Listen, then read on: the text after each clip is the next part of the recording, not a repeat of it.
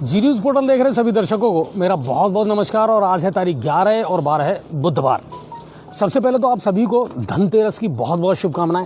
ये जो दीपोत्सव है, हालांकि इस बार का जो दीपोत्सव है वो थोड़ा सा अलग हट करके ज़रूर है और शायद उतनी उत्साह उतना उमंग नहीं है, लेकिन उसके बावजूद भी त्यौहार जो परंपरागत रूप से हम मनाते आए हैं हिंदुस्तान में, उस तरीके से तो हमें मनाना है ही। आतिशबाजी और पटाखों पर सरकार ने बिल्कुल रोक लगा दी है और हाई कोर्ट ने भी जो व्यापारियों की याचिका थी उसको खारिज कर दिया है। एनजीटी ने भी कहीं ना कहीं ये कह दिया है कि नहीं साहब, पर्यावरण प्रदूषण को लेकर के और कोरोना जैसी महामारी को लेकर के इन पर जो सरकार ने फैसला लिया है वो बिल्कुल न्यायोचित है। और उम्मीद करते हैं कि इस बार चलो थोड़ी सी ऐसे ही मना लेंगे हम दीपावली, अगर लोगों के जीवन से बढ़कर के हमारे लिए और कोई प्रश्न नहीं है। ये भी कहा है साफ साफ राज्य सरकार ने। मेरा सभी लोगों से एक निवेदन है कि जो आतिशबाजी में आप खर्चा करते थे वो गरीब लोगों के घरों पर मिठाई भिजवाएं। बिल्कुल, ऐसे बहुत सारे लोग हैं सर जिनका कोरोना काल में आर्थिक स्थिति जिनकी खराब हुई है, जो शायद उतने अच्छे तरीके से दीपावली नहीं मना सकते। तो कम से कम जो पैसा हम आतिशबाजी पर खर्च करते थे, अब उन लोगों पर हम पैसा खर्च करें जो इन अभावों में ज़िंदगी जी रहे हैं और वो शायद अपने त्यौहार को उतने अच्छे तरीके से सेलिब्रेट नहीं कर सकते। तो उनके लिए आप कुछ ना कुछ करें तो ये दीपावली और भी खूबसूरत और अच्छी हो सकती है आप लोगों की। और आपके लिए दुआ देंगे वो सब बिल्कुल। परिवार वाले। तो कल से ये त्यौहार, ये जो 3-4 दिन का त्यौहार है हमारा, ये शुरू हो रहा है और कल है धनतेरस। और इसकी एक बार फिर से सभी को बहुत बहुत शुभकामनाएं। अगली खुशखबरी और मैं आपको दे देता हूं और उम्मीद करता हूं ये खुशखबरी कहीं ना कहीं सही साबित हो।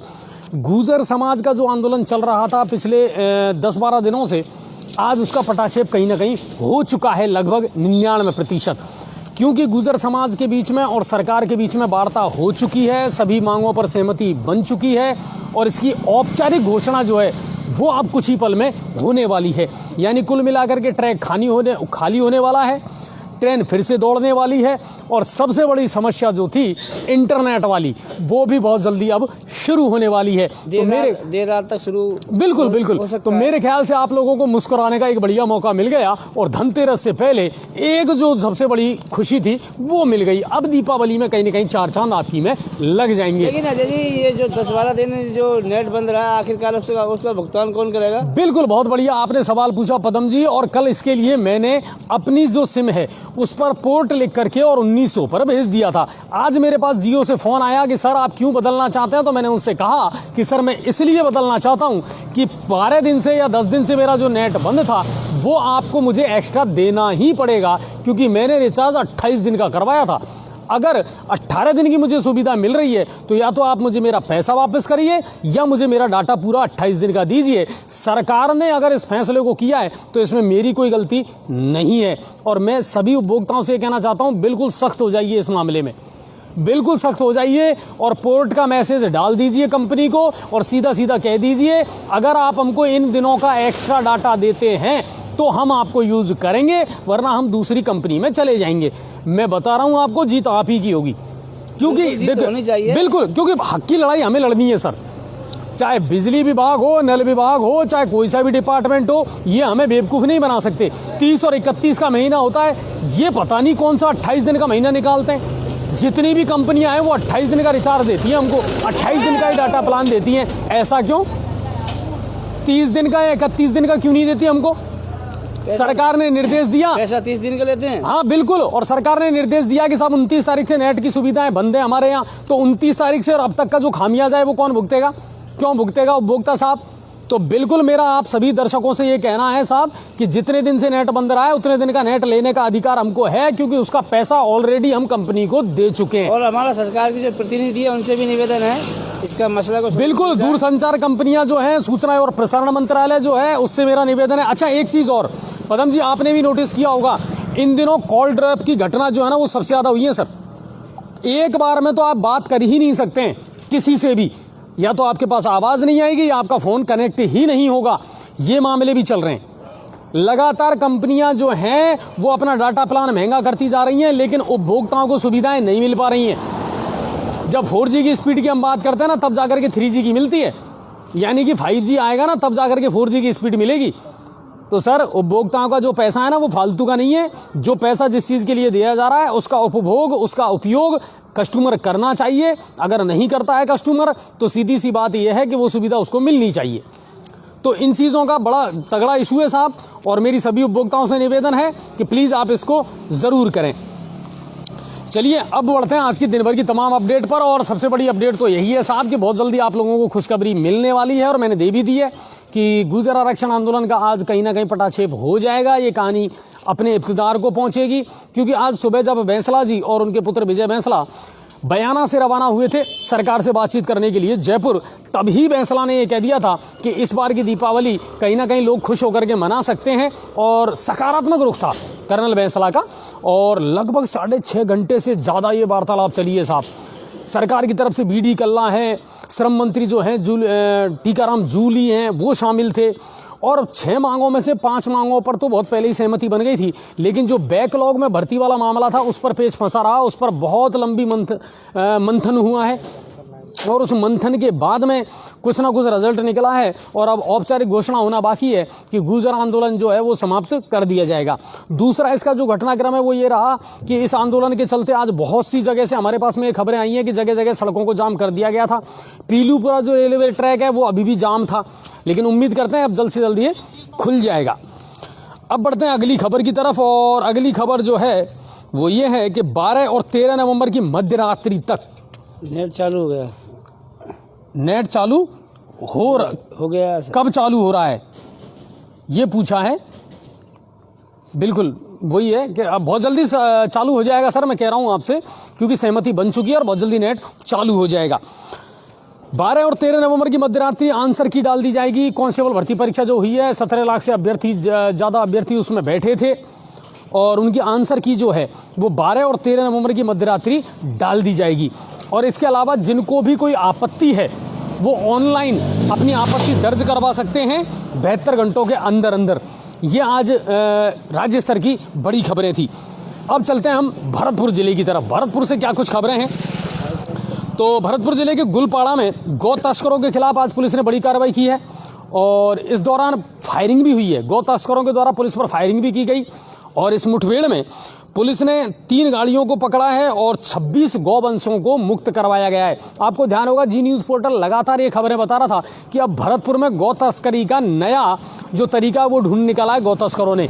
अब लग्जरी गाड़ियों के माध्यम से गौ तस्करी की जा रही है साहब भरतपुर में, और पुलिस लगातार इस मामले में जब हमने खबरें चलाई थी तो सक्रिय हुई, और उसका नतीजा ये निकला कि अब लगातार इस बारे में कार्रवाई की जा रही है भरतपुर पुलिस के द्वारा। इसमें आज 3 गाड़ियों को जब्त किया है, और 26 जो गौ वंश थे उनको मुक्त करवाया है भरतपुर पुलिस ने। अब चलते हैं बयाना की तरफ, और बयाना में ज़मीनी विवाद को लेकर के आज 2 पक्षों में संघर्ष हुआ है साहब, और एक ही पक्ष के 5 लोग इसमें घायल हुए हैं फायरिंग में। और ये गांव नंगला बंसिया की घटना है। पुलिस ने मामला दर्ज करके और जांच शुरू कर दी है इस मामले में। एक ही पक्ष के 5 लोग इसमें घायल हुए हैं, सीएससी में उनका इलाज जारी है। आज पांचना बांध की नहर खुलवाने के लिए पांचना विकास परिषद के अध्यक्ष श्री रघुवीर जी ने हाईकोर्ट का दरवाजा खटखटाया। बिल्कुल ऋषिकेश जी, और अब कहीं ना कहीं ये शुरू करने पड़ेगा हमको भी, क्योंकि पाचना का मुद्दा है ना, अब ये भी छोटा मोटा मुद्दा नहीं है। अब इस पर भी ध्यान देना पड़ेगा सरकार को, क्योंकि बहुत टाइम निकल गया सर, और सिंचाई का टाइम आ गया, किसानों की बुवाई का टाइम आ गया। अगर अभी उनको पानी नहीं मिला तो फिर फ़ायदा क्या हुआ इसका। बिल्कुल ये मामला है। अब चलते हैं अगली खबर की तरफ, और अब चलते हैं हम धौलपुर जिले की तरफ। बसेड़ी और बाड़ी थाने का आज जायजा लिया एसपी केसर सिंह ने। लगातार सक्रिय हैं एसपी केसर सिंह, और आज उन्होंने लापरवाह जो पुलिसकर्मी थे उनको तड़ी भी पिलाई, उनको लताड़ लगाई, और उनसे उनको जो कार्यप्रणाली है उसको लेकर के दिशा निर्देश भी दिए हैं कि पुलिस जो कोताही बरत रही है या कार्य में लापरवाही कर रही है वो बर्दाश्त नहीं की जाएगी। लोगों की फरियाद सुनी जानी चाहिए, एफआईआर दर्ज होनी चाहिए, और नामजद आरोपियों को गिरफ्तार करके और तुरंत जांच करने की जो कार्रवाई है वो की जाए। कहीं ना कहीं 2 दिन पहले मुख्यमंत्री गहलोत ने भी कहा था कि महिला उत्पीड़न के जो मामले हैं वो राजस्थान में बर्दाश्त नहीं किए जाएंगे, और महिला उत्पीड़न से जुड़ी हुई एफआईआरों को अनिवार्य कर दिया गया है राजस्थान में। बिल्कुल बस मदन जी, जयपुर के लिए बस आ और जा रही है क्या? बिल्कुल, अभी तक ऐसा कहीं भी कोई जाम वाला मामला नहीं है। तो अभी तक गुर्जर समाज ने 10-12 दिन जितना भी आंदोलन किया ना, ये मैं आपको क्लियर बता दूं, कहीं से भी कोई भी अप्रिय घटना नहीं हुई है। उन लोगों ने कहीं कोई जाम नहीं किया। हाँ, अंता 12 वहाँ से ज़रूर आज खबरें आई थी कि साहब जाम करने का प्रयास ज़रूर किया था, 1-2 दिन पहले भी किया था, लेकिन पुलिस ने समझाया करके और उस जाम को खुलवा दिया था। तो ऐसा नहीं है। और आज तो इस कहानी का वैसे भी पटाक्षेप हो चुका होगा मेरे ख्याल से, जब हम खबर ये आपको दिखा रहे हैं उससे पहले। अब अगली खबर की तरफ चलते हैं कि एक खबर मैंने आपको बता दी, धौलपुर में एसपी केसर सिंह शेखावत ने बसेड़ी और बाड़ी थाने में पुलिसकर्मियों की क्लास ले डाली और उनको साफ दिशा निर्देश दे दिए हैं। सैंपऊ थाने इलाके में टेम्पो और बाइक में भिड़ंत हुई और हादसे में 6 लोग घायल हुए हैं और 1 की मौत हुई है। और ये घटना है सालेपुर गांव की, और जो घायल है उनका इलाज इस समय जारी है। अब चलते हैं गंगापुर सिटी की। करौली से आज हमारे पास में कोई बड़ी अपडेट या खबर नहीं आई थी। और देखिए, जितनी भी खबरें हैं, चाहे बामनवास हो, बाटौदा हो, वहाँ से खबरें इसलिए नहीं आ पा रही हैं क्योंकि नेट जब बंद है तो वहाँ से जितने भी हमारे रिपोर्टर हैं वो हमें खबर नहीं भेज पा रहे हैं। ये एक सबसे बड़ी समस्या है। हालांकि वो लोग कॉल करके हमको खबरें बता ज़रूर रहे हैं, लेकिन वीडियोज़ हैं, फुटेज हैं, वो नहीं आ पा रहे हैं और वो हम फ्लैश नहीं कर पा रहे हैं। तो करौली से कोई बड़ी खबर आज की नहीं थी। अब चलते हैं गंगापुर सिटी की तरफ, यानी हमारे शहर से क्या कुछ बड़ी खबरें हैं। थाना अधिकारी अनिल मुंड के नेतृत्व में आज मास्क वितरण का कार्यक्रम आयोजित किया गया। बाजार में भीड़ जो है लगातार बढ़ती जा रही है और कहीं ना कहीं सरकार ने भी ये स्पष्ट कहा है, केंद्र सरकार भी ये कह रही है, WHO ने भी ये कहा है कि जब तक वैक्सीन नहीं आ जाती है तब तक सिर्फ मास्क ही सबसे बड़ी दवाई है। और बच्चन साहब भी कहते हैं जब तक दवाई नहीं तब तक ढिलाई नहीं, 2 गज दूरी और मास्क है ज़रूरी। तो मास्क को ज़रूर अपनाएं। और इसी को ध्यान में रखते हुए आज अनिल मुंड ने जो नया बाज़ार एसोसिएशन है उसके जो अध्यक्ष हैं जमील अब्बासी जी, उनके सहयोग से व्यापारियों को, ग्राहकों को और ज़्यादातर लोगों को मास्क वितरण का कार्यक्रम आयोजित किया गया। ज़्यादा से ज़्यादा लोग मास्क लगाएं, मास्क का उपयोग करें और कोरोना से मुक्ति पाएं। तो ये आज कार्यक्रम आयोजित किया गया। दूसरी खबर गंगापुर सिटी से, उदय मोड़ थाना पुलिस की आज एक बड़ी कार्रवाई हुई। और आपको एक मामला हमने पहले दिखाया था, एक ट्रक चोरी का। 25 अक्टूबर की ये घटना थी जब ट्रक चोरी की इस घटना को अंजाम दिया गया। इस मामले में पुलिस ने एक आरोपी को तो पहले ही गिरफ्तार कर लिया था और एक दूसरा जो आरोपी था, फरार चल रहा था, उसको आज उदय मोड़ थाना ने गिरफ्तार करने में कामयाबी हासिल की है। पुलिस जो थाना अधिकारी हैं उदय मोड़ भारद्वाज जी, उन्होंने बताया, जगदीश भारद्वाज जी ने, उन्होंने ये बताया है कि साबुद्दीन तेली उसको गिरफ्तार किया गया है। और ट्रक चोरी की ये घटना 25 अक्टूबर की है और इस मामले में पहले ही एक व्यक्ति साबुद्दीन तेली को गिरफ्तार किया जा चुका है और दूसरा आरोपी जो है देवेंद्र सिकलीकर, उसको आज हिंडौन से गिरफ्तार किया गया है। तो धन्यवाद उदय मोड़ थाना पुलिस जिसने इस कार्रवाई को अंजाम दिया। अब चलते हैं अगली खबर की तरफ गंगापुर सिटी से। नगर परिषद के चुनाव जल्द से जल्द होने वाले हैं। 23 तारीख से नामांकन भरे जाएंगे, 11 दिसंबर को चुनाव है, 13 दिसंबर को आएंगे रिजल्ट। तो यानी चुनावी जो सरगर्मियां हैं वो इन दिनों गंगापुर सिटी में तेज हो चुकी है नगर परिषद और नगर निकाय के चुनावों को लेकर के। लेकिन इससे पहले बहुत सारे लफड़े हैं साहब, और लफड़ा ये है कि वार्ड नंबर 56 के लोगों ने आज मतदाता सूची में फर्जी नामों को हटाने को लेकर के एसडीएम को ज्ञापन सौंपा है। उनका ये कहना था कि साहब बहुत सारे नाम ऐसे हैं जो फर्जी तरीके से इस लिस्ट में लिखे गए हैं। और वार्ड 56 की बात नहीं है साहब, इससे पहले भी ज्ञापन दिया जा चुका है। वार्ड नंबर अगर आप बात करें तो 39, 45, 59 और 60, इनमें भी फर्जी नामों का मामला सामने आया था और इनको लेकर के पूर्व विधायक मान सिंह गुर्जर ने भी ज्ञापन दिया था कि इन नामों को हटाया जाए। जो वास्तविक लोग हैं, उस वार्ड के निवासी हैं, उन्हीं को वोट देने का अधिकार दिया जाए। तो कुल मिलाकर के ये मामला चल रहा है। और जिनके नाम नहीं हैं, मैं फिर उनसे निवेदन कर रहा हूं कि आप 13 तारीख से पहले फॉर्म नंबर 3 भर करके और एसडीएम ऑफिस की निर्वाचन शाखा में एसडीएम साहब के मार्क करवा करके और तुरंत जमा करवा दें, ताकि सप्लीमेंट्री सूची जो है वो जारी हो सके और आपके नाम जुड़ सकें और आपको वोट देने का अधिकार मिल सके। याद रखिए, अगर मत देने का अधिकार नहीं है तो फिर अपने किसी भी अधिकार के लिए आप लड़ नहीं सकते हैं, ना ही आप वार्ड मेंबर से कोई रिक्वेस्ट कर सकते हैं, क्योंकि मूल निवासी होना बहुत ज़रूरी है साहब। तो ये काम आप जल्द से जल्द कर लीजिए। हालांकि मुझे मालूम है कल धनतेरस है, आप दीपावली की तैयारियों में लगे हुए हैं और आनन फानन में कहीं ना कहीं ये डेटें घोषित कर दी गई हैं। राजनीतिक हलचलों को अगर देखा जाए तो राजनीतिक सियासी गलियारों में ये खबर है कि साहब जानबूझ करके राजस्थान सरकार ने ऐसा करवाया है और जल्दी ही आनन फानन में ये तारीख घोषित की गई है। अब इसके मायने क्या होंगे ये तो भविष्य में देखना पड़ेगा, लेकिन कुल मिलाकर के ये है। सबसे बड़ी बात तो यह है 11 तारीख का बहुत बड़ा साया है।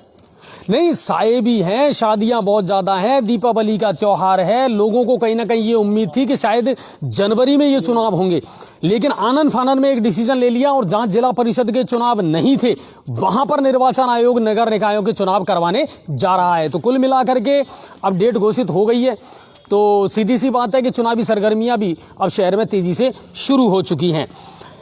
तो ये वार्ड नंबर 56 का मामला था। शहर में IPL मैचों पर सट्टा लगाते हुए गिरफ्तारी हुई है। अब से पहले मामला नहीं आया था। कोतवाली पुलिस की बिल्कुल, कोतवाली पुलिस की ये कार्रवाई थी, घेराबंदी करके, और ये मामला डॉक्टर SN शर्मा वाली जो गली है वहां पर इसको अंजाम दिया गया था। और सट्टा लगाते हुए खारी बाजार से एक आरोपी त्रिलोक सोनी, उसको गिरफ्तार किया गया। उसके पास एक लैपटॉप बरामद किया, कुछ डायरियां और पर्चियां बरामद की है पुलिस ने। पुलिस थाना अधिकारी अनिल मुंड के नेतृत्व में इस कार्रवाई को अंजाम दिया गया। उसके अलावा उसके जो 3 साथी थे वो वहां से फरार होने में कामयाब रहे।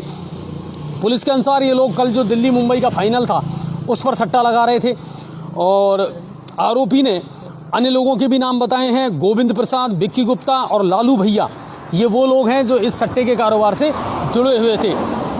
नोटबुक बरामद की है और नोटबुक में उनका पूरा हिसाब किताब मिला है, कितनी तारीख से ये लोग सट्टा लगा रहे थे, किन किन मैचों पर इन्होंने सट्टा लगाया था, और इसको लेकर के पुलिस ने कार्रवाई गंगापुर सिटी में की है। तो ये तमाम खबरें हैं साहब, इसके अलावा और कोई बड़ी खबर नहीं है। आज अभी ट्रेन चालू नहीं है गंगापुर में कोई। गंगापुर सिटी में योगेंद्र जी ने कहा है कि क्या सूरत से ट्रेन आ रही है? नहीं, अभी तो ट्रैक बंद है सर, लेकिन उम्मीद करते हैं कि कल सुबह से ट्रेन शुरू हो जाएगी, क्योंकि आज रात में जैसे ही मार्ग खुलेगा तो उसकी मार्ग की बिल्कुल मेंटेनेंस करके ठीक ठाक करके और कल से ट्रेनें शुरू हो जाएगी। तो जितने लोग हैं, अच्छा सबसे बड़ी बात यह है पदम जी कि इस मामले को लेकर के लोगों की जिंदगी भी थम गई थी। जो लोग अपने घर लौटना चाहते थे वो कहीं ना कहीं स्टेशनों पर फंस गए, अपने घर नहीं पहुंच पा रहे। टाइम में दूसरे राज्यों में कार्य करते हैं राजस्थान। बिल्कुल, बहुत सारे प्रवासी ऐसे हैं जो अलग अलग राज्यों में काम कर रहे थे, जॉब कर रहे थे, और उनके सामने ये समस्या आ गई कि वो अपने घर अब पहुंचे कैसे। लेकिन कर्नल बैंसला को हम सलाम करना चाहेंगे, आपने समय रहते एक डिसीजन ले लिया। हालांकि हुजूर आला थोड़ी सी देर कर दी आपने, क्योंकि कल 12 तारीख है और धनतेरस है, लेकिन फिर भी लोग चलो अगर जल्द से जल्द सारी व्यवस्थाएं सुचारू रूप से हो चुकी चालू तो फिर लोग अपने घर पहुंच पाएंगे। ट्रेन में भी तो अजय जी मारामारी मचेगी, गाड़ियों में मारामारी मचेगी, रिजर्वेशन का झंझट है, ऑनलाइन सारा मामला बंद था, नेट बंद ही था। तो कुल मिलाकर के अव्यवस्थाएं तो हुई हैं साहब, लेकिन देर आए दुरुस्त आए, और कहीं ना कहीं सरकार ने अगर इसका हल निकाल लिया है तो सरकार का भी बहुत बहुत शुक्रिया। और बैंसला साहब ने भी आगे बढ़ करके पहल की, आज बयाना से जयपुर पहुंचे। ये काम 3 दिन पहले भी हो सकता था, जब चांदना जी आए थे तो कुछ ना कुछ बैठ करके वहीं कर लेते तो शायद लोगों को जल्दी राहत मिल पाती। पर चलिए, हम कोशिश कर रहे हैं कि विजय जी से बात हो पाए, लेकिन शायद आज नहीं हो पाएगी उनसे, क्योंकि वो अभी भी वहीं है। और RICB का जो डाक बंगला है वहाँ पर ये 6.5 घंटे से लंबी वार्ता चली है। कुल मिलाकर के जो तथ्य हैं वो अभी सामने निकल करके हमारे सामने नहीं आए हैं, जैसे ही आएंगे हम आपको तुरंत अपडेट देंगे।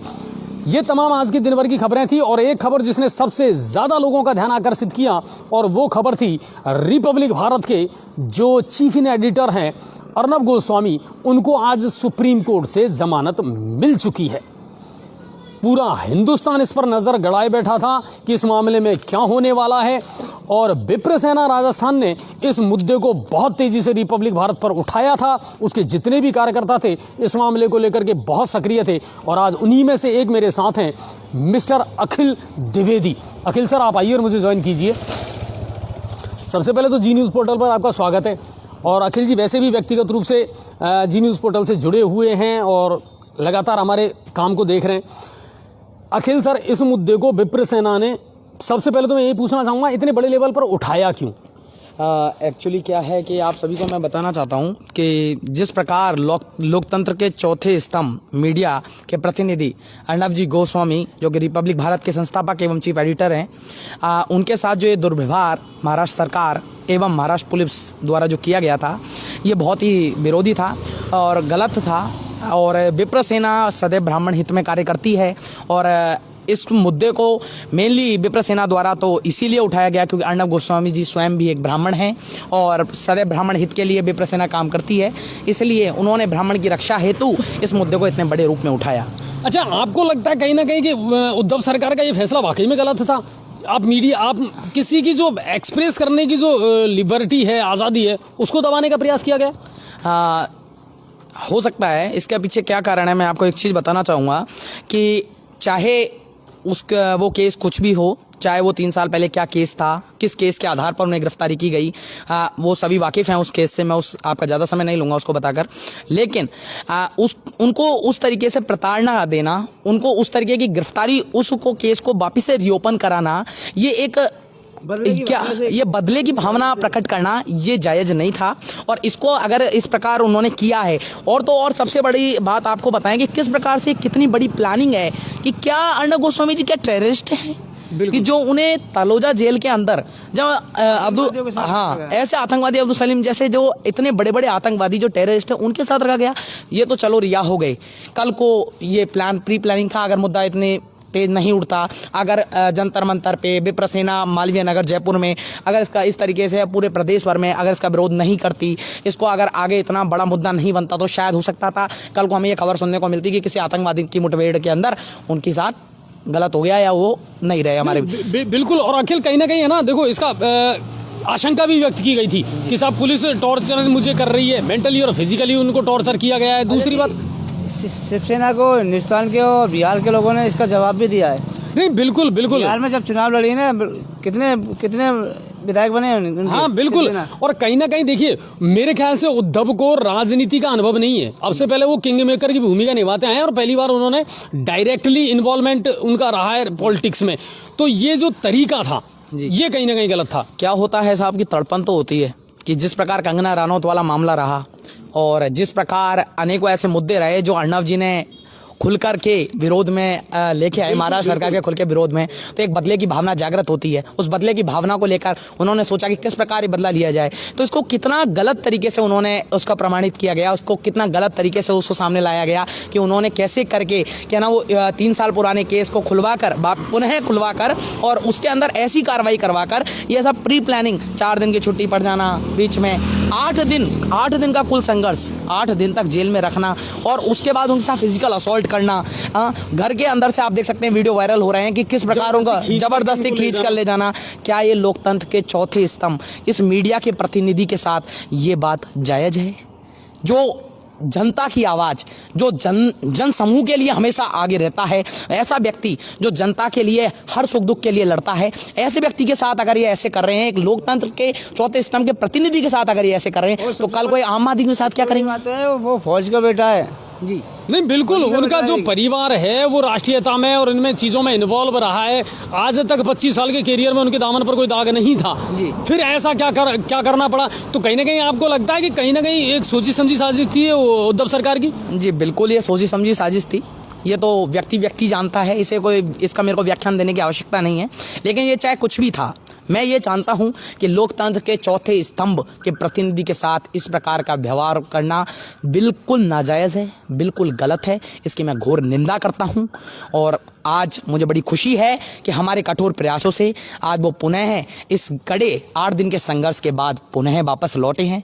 और अच्छा अखिल, आज के समाज में मीडिया एक बहुत बड़ी ताकत है जी। तो मीडिया का महत्व आप कितना मानते हैं? और मीडिया की आवाज़ को दबाना कहीं ना कहीं मेरे ख्याल से ये संसदीय गरिमा भी नहीं है और कहीं ना कहीं डेमोक्रेसी जो है, लोकतंत्र जो है, उसका भी सीधा सीधा एक हत्या है कि आप उसकी आवाज़ दबा रहे हैं जो जन जन की आवाज़ है। जी एक्चुअली मीडिया में लोकतंत्र का चौथा स्तंभ जो मीडिया है, एक्चुअली वो है जनता और प्रशासन के बीच में एक ब्रिज, मैं बोल सकता हूँ, एक पुल का काम करने वाला एक पोर्टफोलियो, एक ऐसा एक मामला।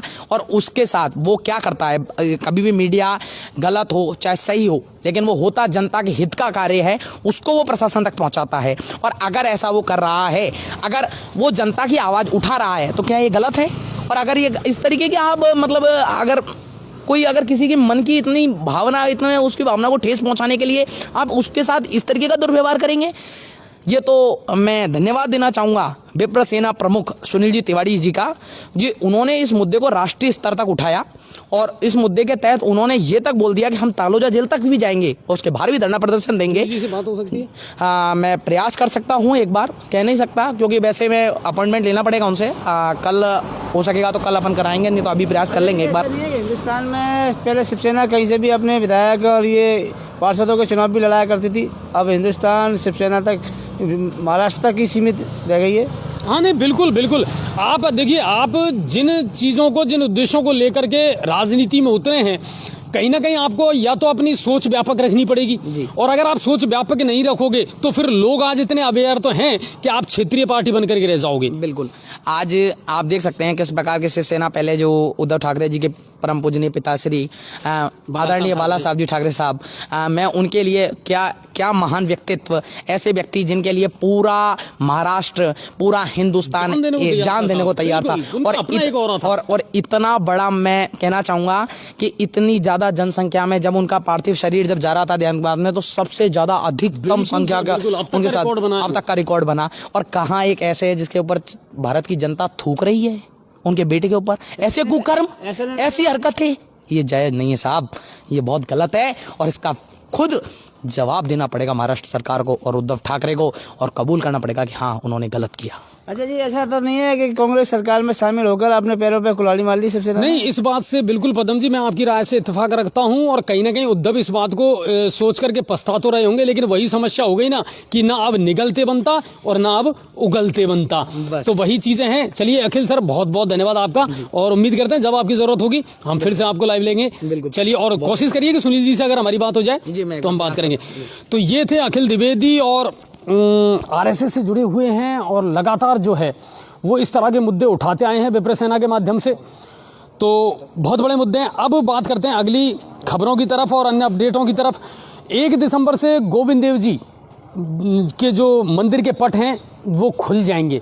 7 महीने से कहीं ना कहीं भगवान कपाटों में बंद थे और वो खुल जाएंगे। अच्छा, आज 11 नवंबर है और आज से खाटू श्याम जी के दर्शन भी खुल चुके हैं आज से। बिल्कुल, आज से खाटू श्याम जी के मंदिर के दर्शन भी अब आप कर पाएंगे। तो वो 2 द्वार हैं भगवान के, वो भी खुल चुके हैं सभी श्याम भक्तों के लिए। बहुत बड़ी, बिल्कुल श्याम प्रेमियों के लिए तो ये शानदार खबर है कि अब खाटू श्याम जी के जो पट हैं वो खुल चुके हैं, और 1 दिसंबर से गोविंद देव जी के जो पट हैं वो भी खुल जाएंगे। राशन वितरण को लेकर के लगातार हमारे पास में खबर आ रही थी, तो मैं आपको बता दूं कि राशन वितरण इसलिए नहीं हो पा रहा था क्योंकि नेट बंद था और पोस्ट मशीनें नहीं चल पा रही थी। तो राशन वितरण हो तो कैसे हो, लेकिन अब नेट जैसे ही चालू होगा तो राशन वितरण या गेहूं जिन लोगों को नहीं मिल पाया है, मेरे पास में आज एक आंकड़ा आया था कि 2,15,000 के समथिंग राशन वितरण के जो मामले हैं वो अटके हुए हैं, तो जल्द से जल्द वो शुरू हो जाएंगे।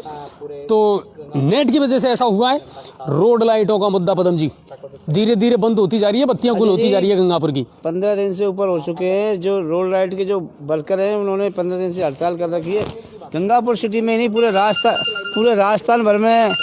राजस्थान भर में इन्होंने बंद कर रखा कार्य। उसका कारण ये है कि जो नगर परिषद हैं उन्होंने पैसा जमा कराया नहीं कंपनी के लिए, और कंपनी वालों को पेमेंट मिला नहीं, और कंपनी वालों ने पेमेंट उनको वर्करों को किया नहीं। आखिरकार वर्कर कहाँ से?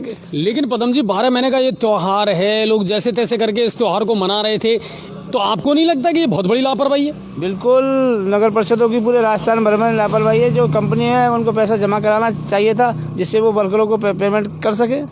चलिए, तो रोड लाइट का एक मुद्दा है। और अब शहर की अगर दीपावली की बात की जाए तो दीपावली की तैयारियां बिल्कुल जोर शोर से चल रही है। लोग अपने अपने हिसाब से दिवाली की तैयारियां कर रहे हैं, और इस दीपोत्सव को, हालांकि देखिए कोरोना काल में बहुत कुछ ऐसा है जिन्होंने लोगों की मानसिकता को प्रभावित किया है। लोग उतने उत्साह के साथ तो इस त्यौहार को नहीं मना पा रहे हैं, लेकिन फिर भी अर्थव्यवस्था कहीं ना कहीं पटरी पर लौटती हुई नजर आ रही है। बाजारों में जिस तरह की भीड़ है, अच्छा ऑटोमोबाइल सेक्टर जो है उसमें लगभग 5 से 7% का इजाफा हुआ है, ये आंकड़े बता रहे हैं। इसके अलावा कहीं भी ऐसा नज़र नहीं आया कि साहब कोई इकोनॉमिकल क्राइसिस नज़र आया हो, लेकिन कुल मिलाकर के ये है कि अर्थव्यवस्था, अच्छा बाजारों में भीड़ अच्छी खासी है, बाजारों में बहुत अच्छी खासी लोग खरीदारी कर रहे हैं, और तीनों थानों की गंगापुर सिटी की पुलिस भी सक्रिय है और सिविल ड्रेस में वो लगी हुई है बराबर। अच्छा, आज बिल्कुल लोगों के मेरे पास भी फोन आए थे कि साहब आज कई जगह ऐसी है जहां हमने RAC के जवान जो है वो तैनात देखे हैं, उसका कारण क्या था? कारण यही है भीड़ भाड़ को कम करने के लिए, जिससे कोई अप्रिय घटना ना हो और आम जनता में विश्वास बना रहे। तो कुल मिलाकर के ये है कि त्योहारी सीजन को देखते हुए, बाजारों में भीड़ को देखते हुए प्रशासन भी चाक चौबंद है, लेकिन जितने भी लोग हैं उनसे हमारी रिक्वेस्ट ज़रूर है, आप बाज़ार में जा रहे हैं, भीड़ वाले एरिया में जा रहे हैं, तो मास्क का प्रयोग ज़रूर कीजिए साहब। और अब तो सर्दी है, वैसे भी आपको मफलर लगाना है केजरीवाल जी की तरह, तो वो लगा ही लीजिए साहब, क्या दिक्कत है। मास्क का मास्क और सर्दी से भी बचाव है, तो वो बात है। दोस्तों हमें सभी लोगों से ये निवेदन है, हमारा जी न्यूज़ पोर्टल का निवेदन है कि जो आतिशबाजी को बंद किया गया है, इसके बाद इस बदले में जो गरीब लोग हैं, आपके अड़ोसी पड़ोसी हैं, उनके लिए घरों में मिठाई भिजवाने की व्यवस्था करें। बिल्कुल, ऐसे लोग जो हैं जिनकी ये दीपावली बहुत ही बेरंग और बेनूर होने वाली है, ऐसे लोगों की देखो, कोरोना काल में हर व्यक्ति की हमने मदद की थी, बढ़ चढ़ करके मदद की थी साहब। जहां राशन नहीं था वहां राशन पहुंचाया, जहां दवाई नहीं थी वहां दवाई पहुंचाई, जिन लोगों को सफ़र की ज़रूरत थी उनको सफ़र मुहैया करवाया। बहुत बढ़ चढ़ करके हिंदुस्तान ने जो मानवता है ना वो दिखाइए साहब। तो इस दीपावली को भी थोड़ा सा रोशन बना दें उन लोगों के लिए जो लोग अभी भी अभावों में जी रहे हैं। ठेले वाले, फुटपाथ वाले, बहुत से लोग हैं सर जिन्होंने बेरोज़गारी झेली है, जिनके काम धंधे अभी तक शुरू नहीं हो पाए हैं। मेरे पास भी आज एक ऐसा मामला आया था जो ये कह रहे थे कि साहब मेरे घर में चाहे मिठाई ना बने पर मेरे बच्चों की ख्वाहिश है कि मेरे घर में लाइट ज़रूर हो। मैंने भी आज एक्सीएन साहब से बात की थी और एसी साहब से माधोपुर भी बात की थी। जो मामला था उसका पटाक्षेप करते हुए एसी साहब ने कहा है कि बिल्कुल आप मेरे पास इनको भेजिए और कल इनके घर में लाइट का कनेक्शन हम ज़रूर करवा देंगे। तो ये कुछ ऐसी बातें हैं साहब जहाँ इंसानियत और मानवता का तकाजा ये कहता है कि अगर आपके मुस्कुराने से किसी के घर में खुशियाँ लौटती हैं तो बिल्कुल उस काम को कर देना चाहिए साहब। और दूसरों के चेहरे पर मुस्कुराहट देना इतना आसान काम भी नहीं है, उसके लिए कहीं ना कहीं खुद को जलाना पड़ेगा। तो वही बात है। लेकिन अजय जी, सरकार को एक चीज़ का भी ध्यान रखना है, जो ये आतिशबाजी को बंद किया, जो आतिशबाजी दुकानदार ले आए उनको भी राहत देनी चाहिए सरकार को। नहीं, अब राहत तो देनी चाहिए, लेकिन अब क्या करें साहब, इसके लिए तो है ना बीच का रास्ता निकला भी नहीं। बीच का रास्ता ये सरकार उनके लिए अनुदान दे दुकानदारों को। नहीं, पर अब देर हो गई इस मामले में, क्योंकि एनजीटी ने भी अपना फाइनल ये दे दिया है साहब कि बिल्कुल पर्यावरण प्रदूषण को ध्यान में रखते हुए जो है वो नहीं चलेंगे आतिशबाजी नहीं चले, लेकिन सरकार उनकी मदद तो कर सकती है, उनको पैसा देकर। हाँ बिल्कुल, वही मैं कह रहा हूँ कि कोई ना कोई बीच का रास्ता निकालना पड़ेगा। मदद तो कर सकती है उनको, आर्थिक मदद उनकी भी करनी है और आर्थिक मदद करनी है निजी शिक्षण संस्थानों की भी, क्योंकि उनका भी धरना जारी है साहब। उन्होंने भी अपनी मांगों को लेकर के धरना प्रदर्शन चालू कर दिया है, हड़ताल पर चल रहे हैं इस समय निजी शिक्षण संस्थान राजस्थान के, और उनको भी राहत देना बहुत ज़रूरी है। तो क्या उनकी हड़ताल जो है, उनका आंदोलन जो है, उनका धरना जो है वो इसी तरह मनाया जाएगा? सरकार गौर इस पर भी कर लीजिए महाराज। और कोई बात, बस ये तमाम दिन भर की अपडेट थी और इसके अलावा कोई खबर नहीं थी। केंद्र सरकार ने आज बड़ा फैसला लिया है और बड़ा फैसला ये है, अमेज़न और नेटफ्लिक्स जैसी बहुत सारे ऐसे प्लेटफॉर्म थे जो हम देखते आ रहे थे अब तक, और कोरोना काल में तो कम से कम इन्हीं का बहुत सारा सहारा था। अब केंद्र सरकार ने सूचना और प्रसारण मंत्रालय के अधीन ले लिया है इनको, यानी अब इन पर पूरा नियंत्रण होगा सूचना एवं प्रसारण मंत्रालय केंद्र का। अमेज़न, नेटफ्लिक्स जैसे जो वेब सीरीज़ थी जिन पर चलती थी, तो ये जो प्लेटफॉर्म है ना, अब ये सरकार के अधीन रहेंगे ताकि ये अपनी मनमानी ना कर पाएँ और सरकार को पता रहे कि क्या इन पर चल रहा है और किस तरह का जो कंटेंट है वो लोगों को देखने को मिल रहा है। कुल मिलाकर के ये है कि एक बार फिर से हम जी न्यूज़ पोर्टल की तरफ से आप सभी को कल धनतेरस की बहुत बहुत शुभकामनाएं देते हैं साहब, और उम्मीद करते हैं कि आप अच्छी हंसी खुशी के साथ में इन त्योहारों को मनाएं। और जैसा पदम जी ने कहा, और जी न्यूज़ पोर्टल फिर आपसे रिक्वेस्ट करता है, ऐसे लोग आपके आस पड़ोस में, आपके गली मोहल्ले में जो अभावों में ज़िंदगी जी रहे हैं और कोरोना ने जिनकी ज़िंदगी को पटरी से उतार दिया, उनसे मिलें, उनसे संपर्क करें और कम से कम ज़्यादा नहीं तो 1-2 किलो मिठाई का पैकेट उनके पास ज़रूर पहुँचवाएँ साहब। यकीनन उनकी दिवाली बहुत खूबसूरत हो जाएगी और आप लोगों को दुआएं भी मिलेंगी सर। और असली दिवाली तो वही है साहब कि किसी के चेहरे पर मुस्कुराहट हो और किसी का घर रोशन हो सके। आपको ध्यान है, क्षमा जल करके भी लोगों को रोशनी देती है, तो उसी क्षमा को बनने का प्रयास करें ताकि लोगों के घरों में उजाला हो सके। आतिशबाजी इस बार ना सही, कोई बात नहीं, अगली बार फिर धूम धड़ाके के साथ हम आतिशबाजी करेंगे और अच्छी तरीके से दीपावली मनाएंगे। कोरोना का ये दौर है, ये गुजर जाएगा साहब और ये ज़िंदगी फिर से मुस्कुराएगी, फिर से लौटेगी। और दीपावली का ये त्यौहार हम हंसी खुशी के साथ, आतिशबाजी के साथ, मिठाइयों के साथ, नए कपड़ों के साथ और अपने पूरे परिवार के साथ फिर से मनाएंगे। लेकिन तब तक ध्यान रखिए कि 2 गज की दूरी, मास्क है ज़रूरी, और सबसे बड़ी बात, जब तक दवाई नहीं तब तक ढीलाई नहीं। अच्छा जी, एक चीज़ मैं लोगों को, दर्शकों को बताना चाहूँगा। बिल्कुल। दीपावली के टाइम पर दीपावली क्यों मनाई जाती है? आप लोग कहेंगे क्या पागल जैसी बात कर रहा है? दीपावली क्यों मनाई जाती है आप बताएंगे? नहीं, परंपरागत तो यही है कि वो रामचंद्र जी से जुड़ा और रामायण से जुड़ा टॉपिक है कि राम भगवान जो है वो वापस अयोध्या लौट करके आए थे और उसकी खुशी में लोगों ने दीप जलाए थे घर घर। लेकिन अजय जी आपने एक चीज़ देखा होगा, क्या दीपावली पे राम सीता हनुमान जी की पूजा क्यों नहीं करते लोग? नहीं करते। लक्ष्मी जी की लक्ष्मी जी की पूजा होती है, बिल्कुल। लक्ष्मी जी की पूजा क्यों करते हैं? आप दर्शकों से निवेदन है हमारे बताए, नहीं तो बराबर हम आपको बताएंगे। एक काम करो पदम जी, इसको छोड़ दो और इसको कल बताएं अपन। बिल्कुल कर बताएंगे, कल धनतेरस भी है। दीपावली के टाइम पे जबकि राम नियमानुसार राम सीता की, हाँ बिल्कुल, राम जी लौट करके आए थे। लेकिन हिंदुस्तान में कहीं भी गणेश जी लक्ष्मी जी की पूजा की जाती है और राम सीता की नहीं पूजा नहीं की जाती है। इसका कारण क्या है? हमारा निवेदन है, कमेंट करके कल जरूर बताएं, है ना। कल हम आपके सारे कमेंट्स को देखेंगे, पढ़ेंगे और जो सही जवाब होगा मैं बिल्कुल पदम जी को दिखाऊंगा और अगर होगा तो उनका दर्शकों का नाम लेकर के और फिर हम जवाब बताएंगे आपको। दीपावली के लक्ष्मी जी की पूजा की जाती है, राम सीता की हनुमान जी की कोई पूजा नहीं की नहीं, बिल्कुल नहीं होती। लक्ष्मी का पूजा नहीं करते हैं अपन। इसका कारण बताएं। बिल्कुल, तो एक सवाल आपके लिए पदम जी ने छोड़ा है जिसका जवाब कल हम देंगे जरूर आपको चैनल पर इसी समय, और उम्मीद करते हैं कि कल तक नेट चालू हो जाएगा और हमारे जितने भी दर्शक हैं वो अपने घर जो कहीं फंसे हुए हैं वो भी अपने घर लौट पाएंगे और फिर इस दीपावली को आप जी न्यूज़ पोर्टल के साथ सेलिब्रेट करेंगे। हम आपको लाइव जरूर दिखाएंगे। आपको पता नहीं, 10-12 दिन हम भी बहुत तड़पे थे आपके बिना और आप भी तड़पे हमारे बिना। और दोस्तों एक चीज़ और, पानी के रंग बताने वाले भाई को 10,000 रुपये इनाम दी जाएगी जी न्यूज़ पोर्टल की तरफ से। अब पदम जी ये कुछ ज़्यादा हो गया। चलिए, हमारे पदम जी हैं और इसी तरह की कुछ फुलझड़ियाँ ये भी छोड़ रहे हैं क्योंकि आतिशबाजी बंद है तो पदम जी की फुलझड़ियाँ चालू रहेंगी। आप सभी का बहुत बहुत धन्यवाद और बहुत बहुत शुक्रिया। जी न्यूज़ पोर्टल को लगातार इसी तरह देखते रहें, अप्रिशिएट करते रहें, सराहते रहें, लाइक और शेयर ज़रूर करें। आप सभी का बहुत बहुत धन्यवाद। जय हिंद और जय भारत।